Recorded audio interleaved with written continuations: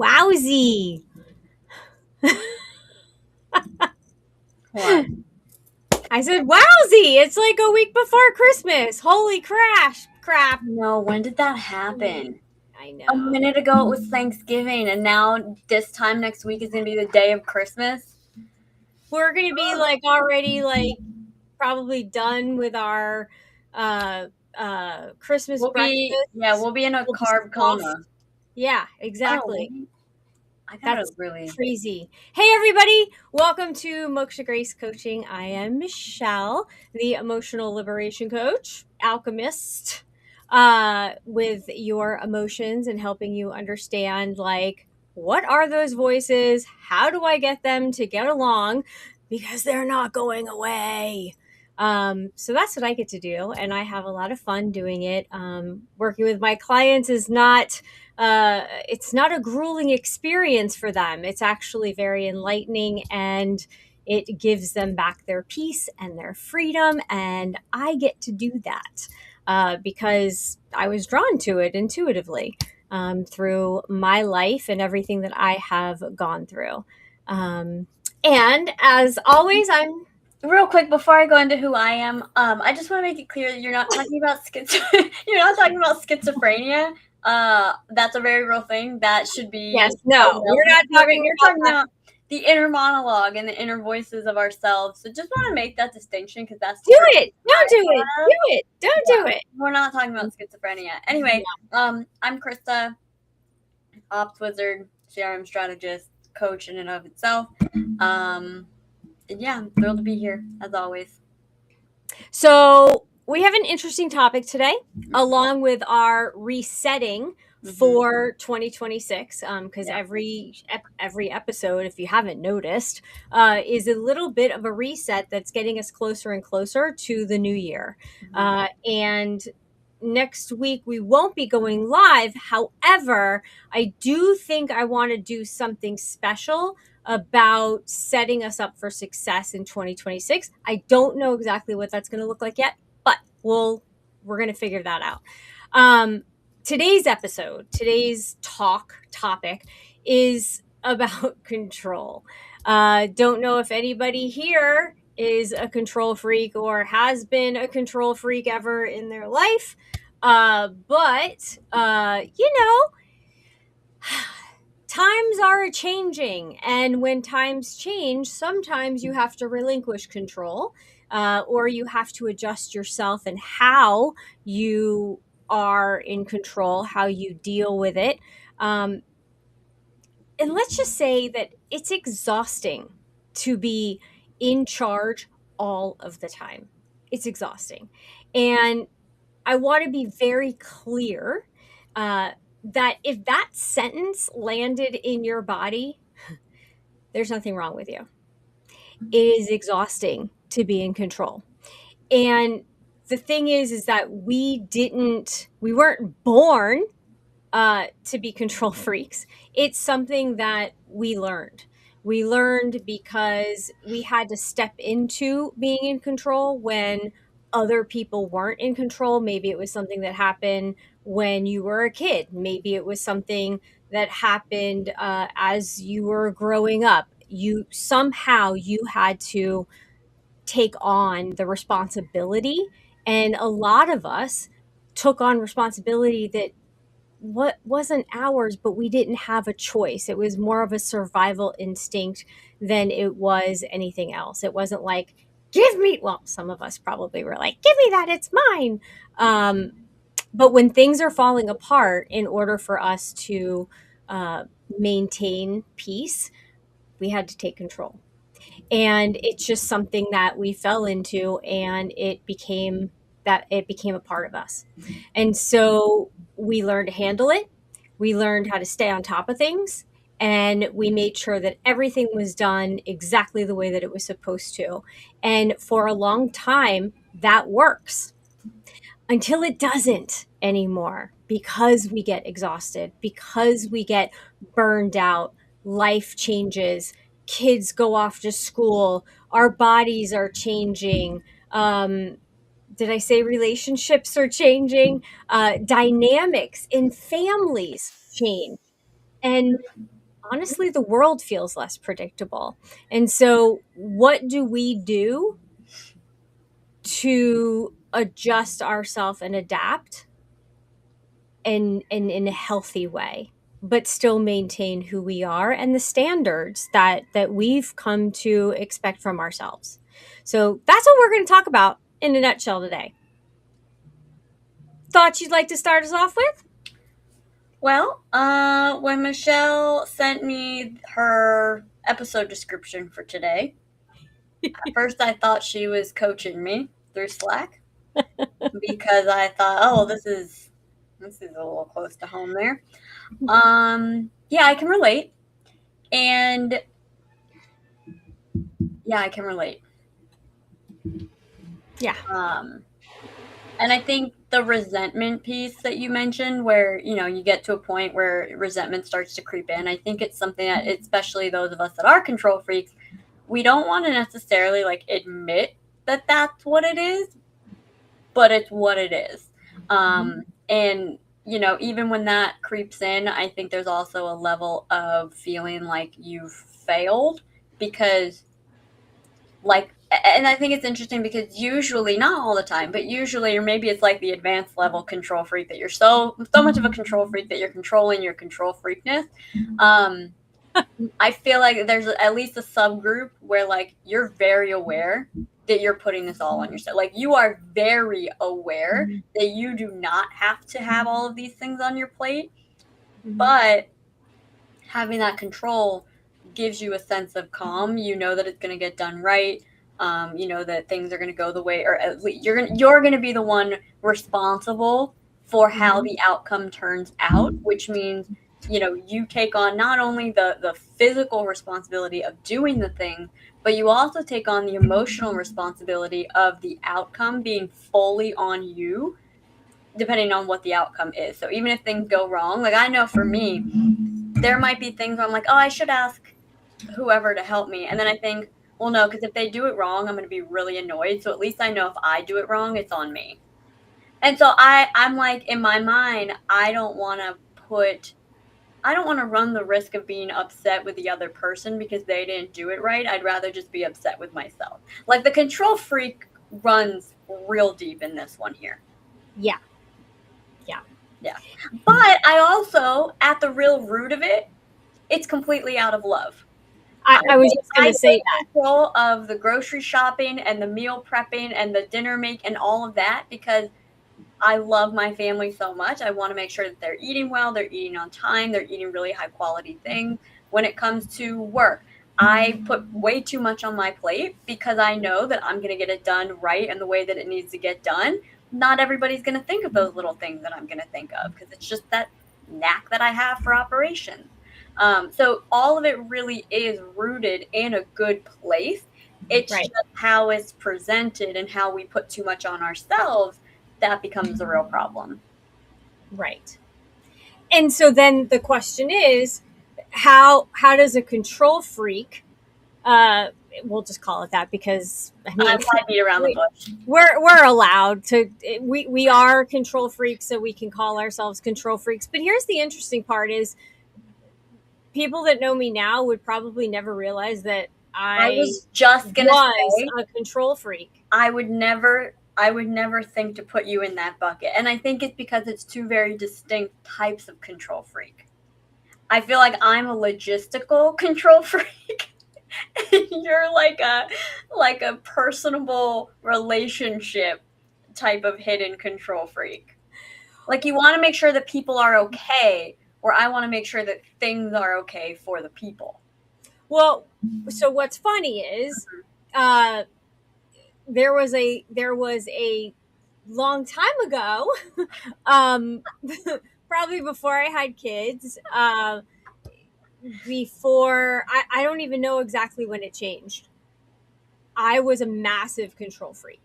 Like I could coach you right now on why, but go ahead. Well, I know why. I mean, when I was a kid, I had to be in control. Right. I had to take control. I had to be in control of myself and of my mother and of things that were happening around us. And I had to make sure that everything was okay and that she was protected and that I was protected. And I failed at a lot of times. And then there were other times where things were perfect. But so even when once I had kids, I then became a control freak because I wanted everything special for you guys. And I didn't want you to have to feel like you had to take over the responsibility because I got it all. I got it. I got this. Mm-hmm. And so then everything had to be perfect. Christmas morning had to be perfect. The olive, we do eggs Benedict, and I would have to have the olives in my little bowl the night before, and I'd have to have everything out so that way all I would have to do in the morning is boop boop boop, put everything out. We would have breakfast, and then we would do this, and then when we would do this, and everything was staged and everything was perfect. And if somebody was late, I didn't get upset, but I was like, oh, like it would kind of like fluster me for a bit. But I learned to be more adaptable, and I think it was probably when I left corporate that I finally, when I went to corporate and then you guys were like, we're in middle school and high school, like leave us alone, we're good. I think that's when I started like loosening the reins. Well, and I think that's probably where I started picking up reins as far as the household goes, right. Because I need a sense of control, and that, was an outlet for me. And I was like, cool. Okay, cool. And so here's the dangerous drift though, because I was thinking about this as I was like thinking about the whole talk today, and there's this drift that you go from total control freak, house has to be completely straight, everything has to be in a place, and all to like, yo, let's just chill, what are you so stressed out about? And so there's this drift that you go from one side to all the way to the other, and everything's out of control, but you're like, it'll turn out okay. And so I think that that's a big part of why the first time you think about relaxing your control, you think about like, oh my God, what if I go too far? What if I let go too much? Mm-hmm. What if everything falls apart because I let go? Because I didn't have my finger on, everything that was going on, or I didn't plan everything out.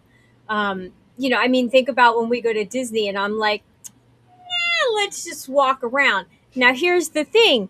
I can say that to you, but I'm still going to say we can't be all loosey-goosey about this and go to this land, to that land, to this land, to this, because that just makes no sense. We all can't not be on the same bathroom schedule, because then we're never going to stop stopping all day. Right. I mean, there's just things that make sense because it's rational. So here's the thing.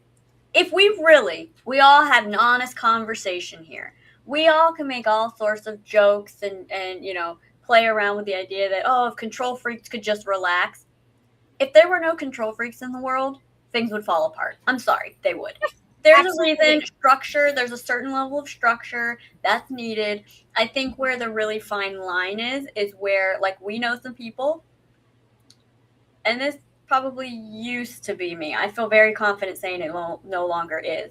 But I think that there's a group, the group where it's a problem is where any sort of deviation puts you in a borderline catatonic state of stress and anxiety and panic and absolute meltdown. And we know some people like that. Yeah, and I feel so much sympathy and empathy for them because I've definitely been there, but it's no way to live. Right. Where there's the other set where, like, for me now, I've gotten to a place where, like, if something doesn't go right, I'm like, well, that sucks. And I just kind of move on because I'm like, I can't do anything about it at this point, so what's the best next action for me? All right, let's get to work and fix it. I see something, it ticks me off, I take a deep breath. What's my next move? And that's where I redirect myself. So instead of going panic, what can I do next then? Yeah. So I think it's I'm not saying I'm perfect at it. Don't take that, that to mean that.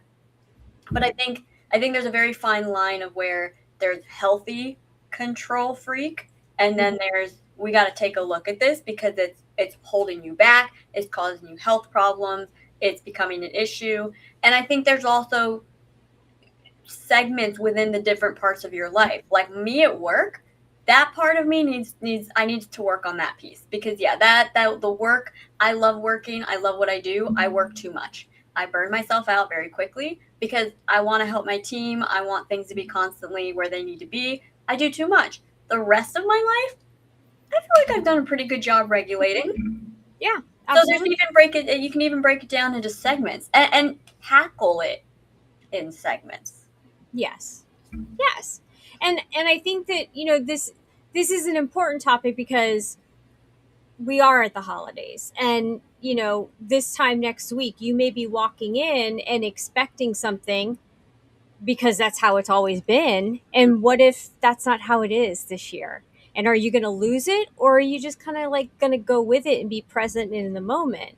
And so that's where, kind of I was coming from, especially like if you have a new family member and they grew up doing things differently.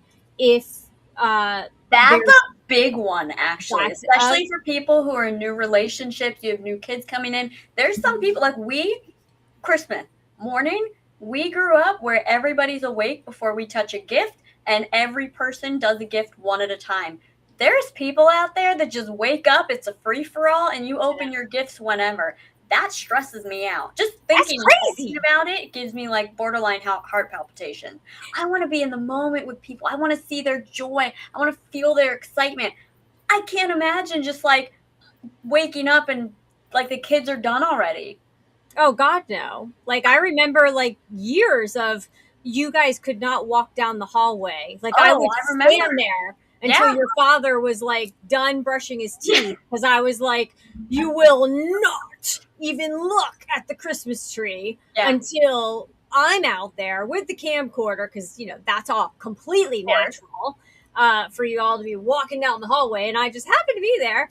But I like had to stage it out. But that's what I mean is like Hmm. that was a that was like a control thing, because I wanted everything perfect. I wanted to capture every moment.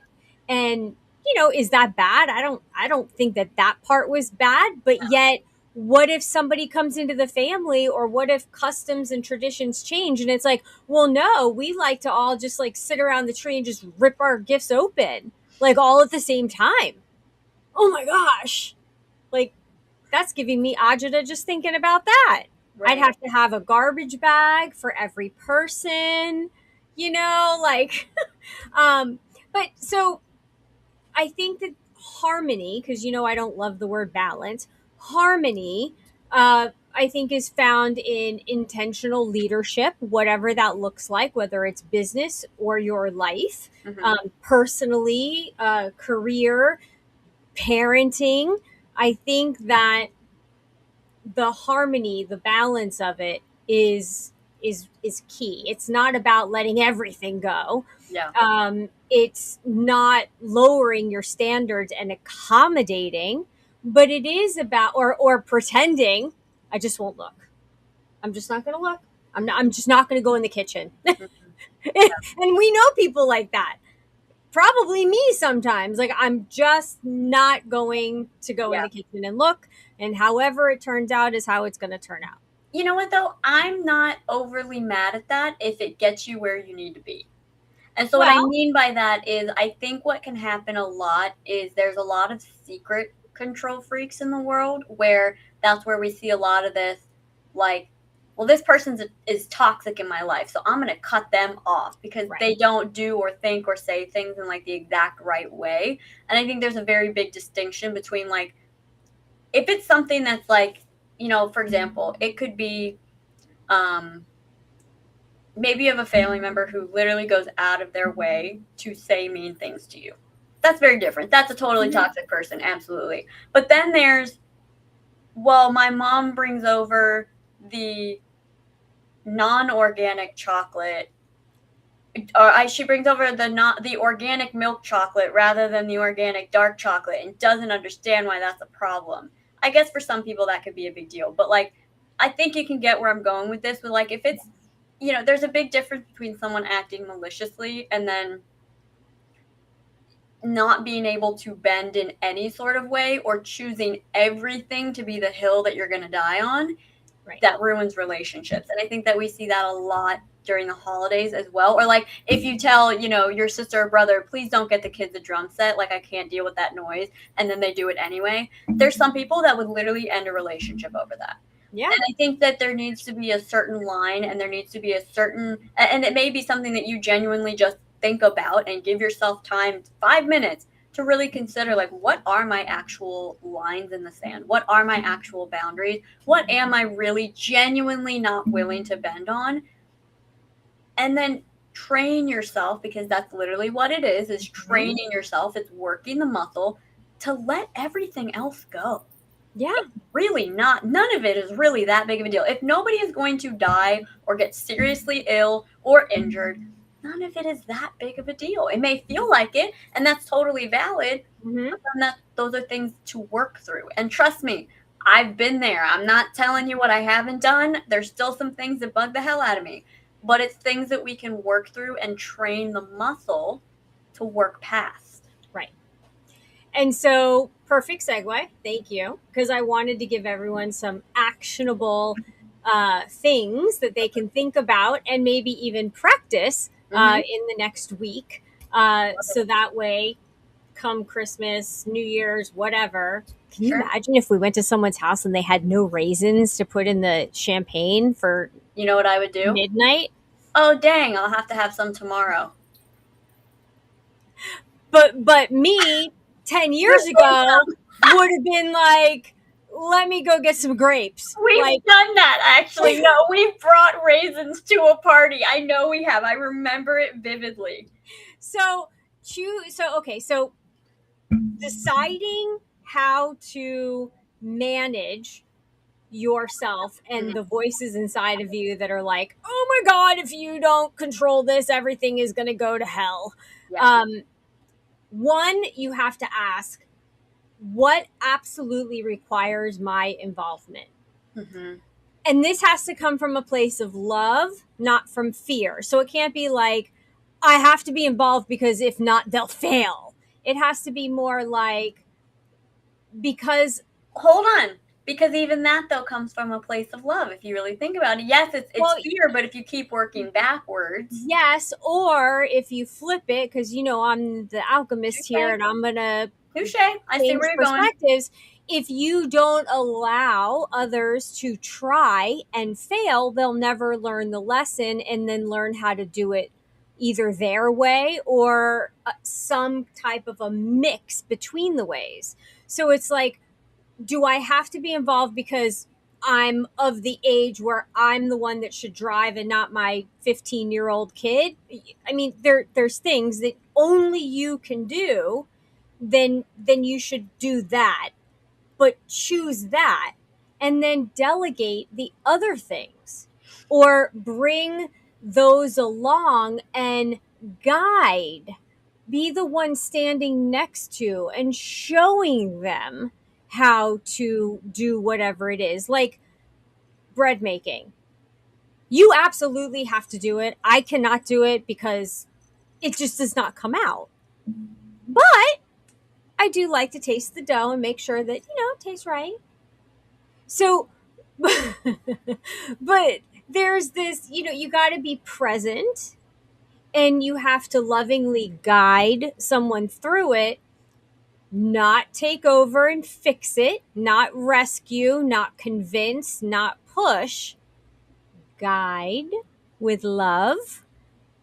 Coach them through it, walk them through it, the different steps, whatever that may be. But not, the other side of that would be to like walk away and be like, okay, I don't care. Whatever happens, happens. So you can still be involved without, walking away and pretending that you just don't care. Like, you don't have to go that far. You can take baby steps into letting go. How do you pass down traditions if you never allow anyone to participate in the tradition? I remember the first year that, and I won't get too into this in case there's kids in the room, if anyone that's listening, but I remember in the middle of the night, well, I thought it was the middle of the night when I was a kid, I heard all of the women of the family like talking and kibitzing and laughing. And I was like, what the heck is going on? And I walked out and everyone was like wrapping presents and having fun. And I was like, wait a second, what's going on? And I remember that was a big year for me. Wink wink, if anyone kind of understands, I learned the truth about certain things. And then I was like, instead of being all upset, I was like, can I join in? Like, do I get to be part of this now? And so it was so much fun because they could have continued the Yeah. fibbing tradition or and sent me to bed, or they just said, come on, Hmm. let us show you like what we do. Well, even in our own household, it used to be that like you didn't want us to come out, even as grown ass people. You didn't want us to like come out into the family room and see the tree, or just be in without you being there. And I don't. I guess it was just maybe now that we have like goats and chickens that need to be tended to. I usually get up and do it on Christmas morning because I have no problem getting up super early. You like to sleep in, so it's kind of like a little Christmas gift. So maybe it was kind of like the farm thing, kind of facilitating it. Mhm. But at least from my perspective, you know, you kind of let go of that control as far as Christmas morning goes, which means I can go take care of the animals. I get some breakfast snacks started. So I put some stuff together in the kitchen. And it's also nice for me because I get to have like a nice little quiet moment in the morning Mhm. of just like the Christmas tree with the gifts and the stockings, and just kind of like take a second to embrace it by myself in the Mhm. quiet before the hustle and bustle and the dogs and all of that. But it also starts a new tradition of I make these little like grapes with strawberries and banana, little Santa Grinch things. And it's become so fun. And now like we make eggs Benedict together. And so that's been a fun Mhm. thing that we do together. And I think that that's, you know, a really beautiful way of releasing control in under the guise of creating new traditions together. Yeah. So I guess the question to ask yourself when you're in a situation and maybe somebody's saying that you're trying to take control or you're feeling that way, some of the questions to ask would be, if I didn't do this, would something truly break, fall apart? Can I Or make it is it simpler? just me being uncomfortable? I Yes. want to take it back even simpler. Because Hmm. hopefully it doesn't get to the point where anyone is saying that you're a control freak on the holidays. Let's try to avoid that, in Yeah. my opinion, at least. I would even take it a step back, and if you know, someone's jumping into the dishes, or they want to help and clean, and it's not exactly the way that you would clean. Is this really a big deal? Is this big enough deal for me to make it weird? Right. Whatever your phrasing of that is. And actually, I think of this all the time. There's an episode in Friends where Chandler, Monica is the renowned like super high maintenance, very clean freak, control freak. Like that is her entire persona in the show. If you haven't seen it, and her husband, or maybe his fiance at the time, either way, Chandler decides he's going to clean the entire apartment. When he does that, he moves the couch, the tables, everything, and Monica's brother comes in. They're best friends, and he's like, "Are you insane? Everything is out of order." So then Chandler starts absolutely panicking, trying to get it to match exactly right, notices that it's not. So Monica finally comes home from work and he's like, I am so sorry. And she sits him down and is like, this was so sweet. And I would never expect you to hold yourself to the same standards that I do. I'm the control freak here, not you. I would never expect that from you. And I think about that all the time because, like, in our silverware Hmm. drawer, I like the silverware aligned in a very specific way. And I'm not going to lie, it used to bug me. And then I saw that episode again more recently, like a couple years ago, and it clicked in my head. And I never got bugged by it again because I was like, it's nobody else's responsibility. Someone wants to help me clean the kitchen. I'm so thrilled that Yeah. they're going to help me clean the kitchen. If I want to wipe it down again later with what I would Hmm. prefer, I'm going to do that because Right. that's on me. That's my thing. That has nothing to do with them. They're being Yeah. so nice, contributing, helping. Someone wants to wrap a gift and it's not going to be exactly perfect with crisp lines and one piece of tape. Hmm. I'll get more tape. I'll get Right. more wrapping paper. How nice that they would think to help me that way. Well, that leads right into the next one, which was keeping the standards. You can have expectations. Don't break the dishes, but sure, if you want to Or like wash. one year, your mom wanted to scrub our stove with like a Brillo pad, and I was like, "Can you maybe Yeah, not like, ruin this? no, don't do Can you that. not ruin our stove? That would be awesome. Why don't you wipe the counter down? That would be so much help." Well, and No. that's the other part is like when people step in or they step up and because they see you doing everything, by telling them no, go sit down, no, I don't need help, no, no, no, no, no, no, no, you're also pushing them away. Mm-hmm. So what I used to do, especially when my mom would come over, is there would be certain things, like when we did cookie baking day. My mom was not the baker. She was the shopper. She made sure we had all the ingredients, and then she would sit there and then she'd be like, "What can I do?" And so we gave her the task of the rum balls. I would make the rum balls. She would roll them. She would put them in the sugar. She made sure that they were double dipped. Like that was her thing. And she did an awesome job at it. Yeah. That was her role. The other part was also making sure that we had all the ingredients, and she loved watching us just do the work. Like that was fun Yeah. for her. And so I think that's the other thing is making sure that everyone has something to do and that they're contributing, because that's part of what we do as humans. We want to contribute. We want to feel like we're being seen or we're a part of it. Yeah. And by telling people, no, just go over there, you're good. You're good. Just stay over in the living room. Or they're not doing it exactly the right way. So you say, "Oh, no, no, no, I got it. I got it. I got it." Right. Instead, it's very easy. So there's a shift that I made a long time ago, and I just keep referencing my things because I'm literally a renowned control freak. My family knows this is the way I am. What are we gonna do? Where instead of just cutting somebody off, it's very easy to say, "I love that you're helping. Do you mind doing it this way? If not, I totally understand. I'll take care of it, but I'd love if you could do this with like, I'm just keep thinking of like wiping the kitchen down because that's Mhm. where we've had people like use the complete wrong products. Like it's a mess. It's very easy to Right. I love that you want to help. Thank you so much. Do you mind using this product instead? I find it works better. If not, no problem. I'll take care of it later. You could help me with this instead." Yeah. Acknowledging that they want to help, giving them an alternative, and also taking the pressure off that if they don't want to do it their way, your way, no problem at all. You'll take care of it later. You appreciate their help, and it frees them up from that responsibility if now it's asking for too much. And it feels better for me, feels better for the other person. It just works. It takes the load off. Yeah. But gives them the opportunity to step up. I hate to say it like that, but step up and do it the quote unquote right way or the way that you need it done. Because maybe there is a certain reason why you do it that way. You're not going to take them through the whole dissertation as to why. But it gives them the opportunity to still contribute, but also gives them the opportunity to say, "That's asking too much. I'm out." Right. Like, don't put great grandma's dishes in the dishwasher. Right. They get washed by hand. Yep. And the sterling silver as well. Like, don't do that. Like, Yeah.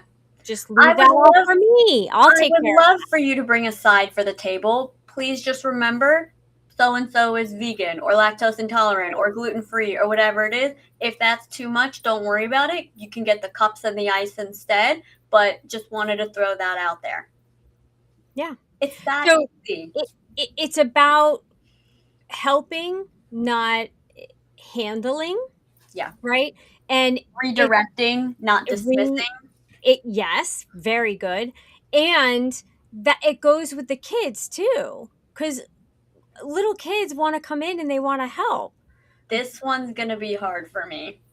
You can't just dismiss them, but if you think ahead, you can come up with things that they can do while you're doing the things that you really don't want them to have their hands in. So like ideas that I can already come up with that I can Hold on 1 second. Let me just clarify this. I love kids. I just have a germ thing. So the concept of kids like touching a bunch of sugar cookies that I'm going to eat freaks me out a little bit. I love kids though. Don't take me the wrong way. I want them to contribute. They can make their cookies. Uh, but there are things that they can do, like have a kit, a little thing that you've put together ahead of time, where they get to do the seating cards or whatever. Like they can make Well, something cute for every place. You can we, teach them. My yaya taught me how to set a table properly. yep. We I, even one year, we took baking sheets, we gave them some cookies, we put a little icing, some sprinkles, and said, okay, here you go. Set them up at the table. They did their little cookies decorating. yeah, Meanwhile, I was doing the ones that other people were gonna eat. yeah. They felt involved. We were doing the same thing. For the love of goodness, make sure they have the same sort of topping options that you do, or their fingers are going to find their way into your stuff. But you And can give make them their sure little that it fingers. doesn't get to the animals. Yeah. But the bottom line is that you can still allow that control freak inside of you to be the control freak. Just plan a bit ahead so that it's peaceful and that there's compromises, Yeah. and you can even control those compromises by planning ahead, by putting things in place. And when you need to step away, you need to step away. Like if there's some if grandma's dishes are going in the dishwasher, let them go in the dishwasher. You can take them out afterwards before the dishwasher gets started. Like you step away, don't cause an argument over it. So I just, everybody needs to take a pause. Control freaks, all of us, just take a breath. If you feel like you're sliding too far over into the like chill side, ask yourself why. Why are you relinquishing all of your control? Because that's not healthy either. Yeah. And that's pushing that control side of you down. And trust me, it's going to come out. It's so funny. When I remember when I worked in corporate, somebody said to me, "You you have a husband that is in more control at home, right?" And I was like, or actually, somebody from work had come to the house, and then they had told me when I was at work, "You are a completely different person at home. Like, wow, you are not in control." No, I'm not, because I know this. I'm married to an Italian. I did that consciously. I don't want to be in control of all of that. Right. So, but at work, I was a little bit, maybe, probably a little too controlling in the corporate world. Mhm. So I had to that really hit me hard, because I was like, oh, I Yeah. really do. And so when you quiet at one side, guess what? It's going to come out really heavy on another. So Yeah. again, you want to make sure that you're harmonizing, you're balancing. Balance, it doesn't mean that you care less. Okay. It's caring without controlling everything, Mhm. and also throwing in some compromise so that everybody can be involved. Doesn't all have to be on you and your shoulders. You don't have to carry the world on your back. Allow other people to join you on this lovely, wonderful adventure called life. Yeah. All right. I have one more note to just add right onto that, and then why don't we do our breaths and sign off? Mm-hmm. Rome was not built in a day. Take it step by step. You don't Mhm. have to solve all of your control freakness in a single season. Your freakiness. Start by just taking deep breaths to lower the emotional reaction to things this holiday season. If you want to take it up a notch and do the other elements that we talked about today, fantastic. Start somewhere. Yeah. Even if it's little things, just to relieve some of the internal pressure that you're feeling, and then you can take it up a notch from there. But don't put all this weight on yourself to not only make it a great holiday season, but then also completely cure yourself of being a control freak. Not going to happen. It just isn't. It's a lifelong journey, little bits at a time. Yeah. And definitely remember that allowing other people to help you and participate is a compliment. They want to learn from you. That is your legacy. Yeah. You're passing down knowledge and wisdom. Share it. Why are you keeping it to yourself? And if you really want to be an ultimate control freak under the guise of chilling out, plan ahead, assume people are going to want to help, and figure out what are those things that they can help. What are the kind of like little guides you want to give them to help out in the right way that you want them to, but you're set yourself up for success rather than just reacting in the moment. Absolutely. Absolutely. Well said. Let's take So deep breaths. one, decide what absolutely has to, what do I absolutely have to do that no one else can do? So ask yourself that question. Stay involved without taking over. So guide, teach, Redirect, don't dismiss. redirect, don't dismiss. I love that. And allow progress and learning lessons without rescuing. It's not a failure, it's a lesson. Now, if something's about to get broke, If that's a little different Johnny story. just got a new scooter, let him hit his ankle once or twice. He'll learn. We all have to. That's what grows trust, and just cohesiveness. Mhm. And just remember, it's all from love, and that's what this season is about, whatever you celebrate. So all right, so let's take some deep breaths, and let's think about one thing that we can allow someone to help us with during this holiday season. So take a big deep breath in, or a yawn, because that works too, Sorry, guys, I can't help it. and let it out. It's as easy. One of my mentors, teachers used to say this all the time. It's as easy as breathing. We bring it in, and we let it go. And it's not like he stopped saying that. He still says that. I just don't. We just don't talk as much as we used to. Deep breath in. Nice, relaxing breath out. So, balance isn't letting go of everything, it's deciding, guiding, and then letting it be. You get to be right there, guiding. It's intentional leadership. But true leadership means people want to follow you. You're not forcing them. You're not chaining them to you and dragging them along. They want to come along. But you got to let them be a part of it. Listen to their ideas.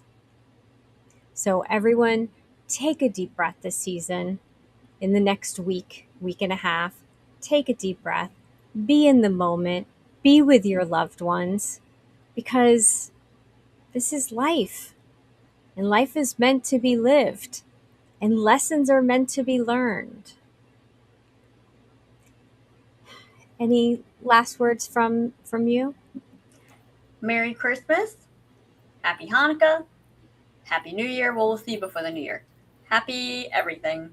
Yeah, happy Christmas. everything. Hope Santa brings you exactly what you're looking for under the tree this year. And we will see you guys after the Christmas break. And remember, every year, you can decide if it's going to be a good Christmas morning or a bad Christmas morning. You get to choose. So choose wisely. Ho, ho, ho. Oh, yeah. My earrings. I know. Ho, Bye, ho, ho. guys. Bye.